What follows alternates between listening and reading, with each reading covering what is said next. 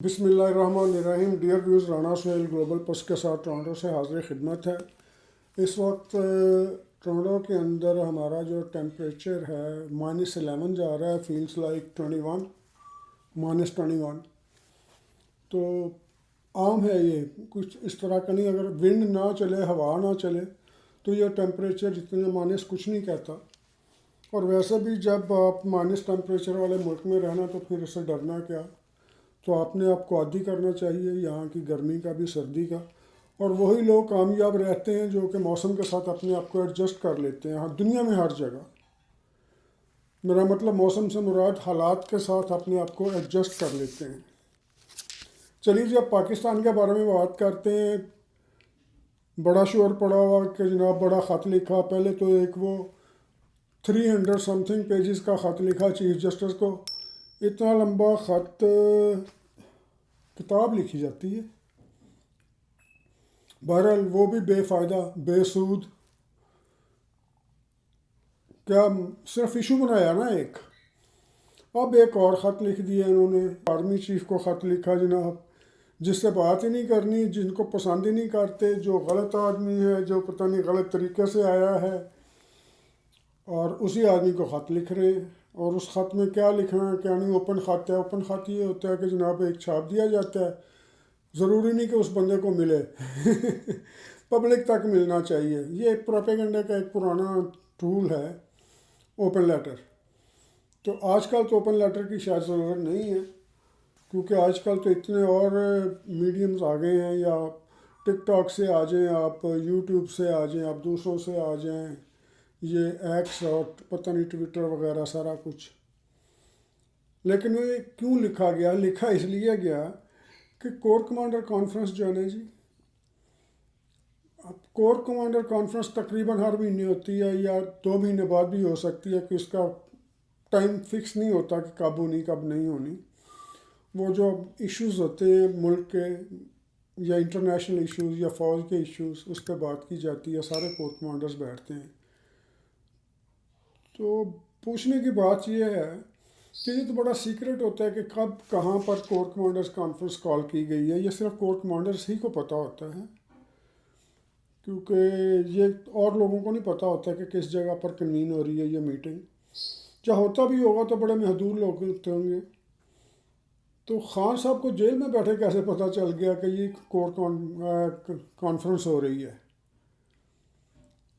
کیا اندر سے کسی کور کمانڈر نے بتایا، یا ان کے گھر سے کسی نے بتایا کہ فلاں ڈیٹ کو ہو رہی ہے؟ کیونکہ خان صاحب کی ٹائمنگ دیکھا کرے نا، کہ خط اس وقت لکھا ہے کہ جب کور کمانڈر کانفرنس ہونی تھی، اسے ایک دن پہلے خط لکھ دیا۔ خط لکھنے کی وجہ یہ ہے کہ ایک ایشو بن جائے، وہ میٹنگ کے اندر شاید کوئی ذکر کر دیں عاصم منیر صاحب کہ یہ دیکھو یار میرے بارے میں یہ خط لکھ رہے ہیں، اس کے اوپر اندر سے کوئی کمنٹ آ جائے۔ انہیں کیا چاہیے؟ صرف ایک آدھ کمنٹ چاہیے نا جی، وہاں پر بھی یہ ڈسکس ہوا۔ لیکن وہاں پر اس کا پتہ ہی نہیں کسی کو، جسے وہ کہتے نہیں ہمارے بچے ڈیم کیئر، تو وہ ڈیم کیئر والا مسئلہ تھا وہاں پر۔ کسی نے اس خط کو کوئی تذکرہ نہیں، کوئی پوچھا نہیں کہ کون سا خط، کس کا خط، یہ ایسے ہی جس طرح ہوتا ہے، اچھا جی چلے چھوڑے۔ اس خط کو تو لفٹ نہیں کروائی گئی، اور خان صاحب کا وہ منصوبہ درا کا درا رہ گیا۔ خان صاحب کی کوئی بھی چال ایسی نہیں ہوتی ہے، تو بڑا سوچ سمجھ کے وہ بڑی کیلکولیٹر موو چلاتے ہیں۔ اب 8 فروری کا دھرنا جناب، 8 فروری کا دھرنے کی کیا جواز ہے بتائیں نا؟ پہلے تو انہوں نے کہا جی لاسٹ کال ان کی جا چکی ہے، آپ کس چیز کی کال دے رہے ہیں؟ کوئی تو وجہ ہوگی نا۔ وجہ یہ ہے کہ پاکستان میں چیمپئنز ٹرافی ہو رہی ہے، ٹیموں نے آنا ہے، یہاں پر وہ انریسٹ کریٹ کرنا چاہتے ہیں، یہاں پر کسی طرح کا کوئی نہ کوئی لاٹھی چارج ہو جائے، توڑ پھوڑ ہو جائے، کوئی سر میں کوئی بھاگ دوڑ ہو جائے، تو انٹرنیشنل لیول پر یہ خبریں چلی جائیں، کیونکہ سب صحافیوں نے بھی آنا دنیا بھر کے، اور یہاں پر وہ باتیں بھی، خبروں کے سپورٹس کی ساتھ ساتھ یہ بھی خبریں چلیں گی کہ وہاں پر یہ ہو گیا، وہاں پر یہ ہو گیا۔ تو اپنے ملک کی بدنامی کے لیے بڑے بڑے سامان پیدا کرتے ہیں خان صاحب، اللہ تعالیٰ ان کو ہدایت دے، ہم تو یہی کہہ سکتے ہیں۔ اب جو کوشش کر رہے ہیں جی، لوگ کہہ رہے ہیں کہ جناب یہ بنی گرہ چلے جائیں گے، زمان پارک چلے جائیں گے۔ یہ اپنی سویٹ وشز تو ہو سکتی ہیں، لیکن مقتدرہ حلقوں میں اس طرح کی کوئی چیز نہیں ہے۔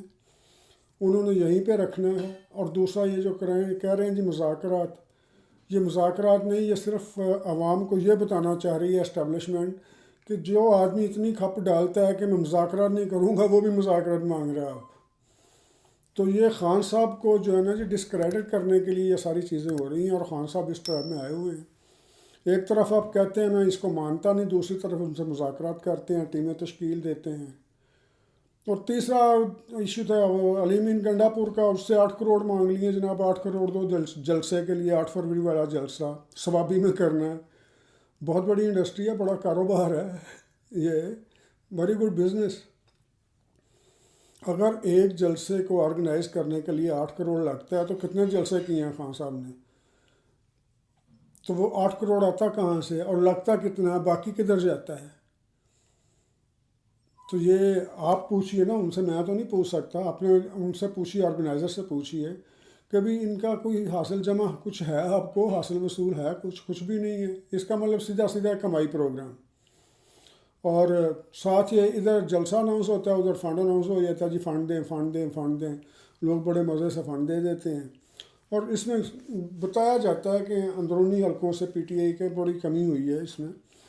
تو یہ بات بھی کلیئر ہوگی کہ جناب وہ کوئی چیز نہیں ہے، نہ بنی گالا جا رہے ہیں، نہ یہ زمان پارک جا رہے ہیں، یہ جیل میں ہی ہیں. اور نہ ان کے پیچھے کوئی ٹرمپ آئے ہیں. کوئی ٹرمپ کو اب ادھر ہی فرصت نہیں ہے. ہمارے ساتھ یہاں کینیڈا کے ساتھ، میکسیکو کے ساتھ، یونائٹڈ نیشن کے ساتھ یا ان ممالک کے ساتھ اس کو ادھر ہی فرصت نہیں، وہ پاکستان کی طرف. اور یہ دیکھیں کینیڈا سے کتنے پرانے تعلقات ہیں امریکہ کے، اور امریکہ کے لیے کینیڈا نے کیا کیا نہیں کیا. جب بھی ضرورت پڑی کینیڈا بھاگ کے آگے ہوا، کیونکہ ہمارا وہ نیبر ہے. تو اس کے ساتھ ٹرمپ نے کیا کر دیا؟ یہاں پر ذاتی تعلقات اگر فرض کریں خان صاحب کے ساتھ ہیں بھی، تو ذاتی تعلقات کی کوئی چیز نہیں مانی رکھتے. اسٹیٹ ٹو اسٹیٹ بینیفٹس ہوتے ہیں. ٹرمپ کا کوئی ذاتی دوست بھی ہو، کچھ بھی ہو، وہ اس طرح دوسرے ملک کے لیے صرف اپنے ملک اور اس ملک کے انٹرسٹ دیکھے گا، پرسنل نہیں دیکھے جاتے. یہ کینیڈا کے ساتھ یہی ہونا. ہم اس زوم میں تھے نا کہ وہ جی امریکہ ہمارا بہت ہے، جی ہمارا سب سے بڑا ٹریڈنگ پارٹنر ہے وہ. تو پنجابی کا وہ ایک میں آپ کو سنا دیتا ہوں، دوڑا یاد آ گیا پنجابی کا.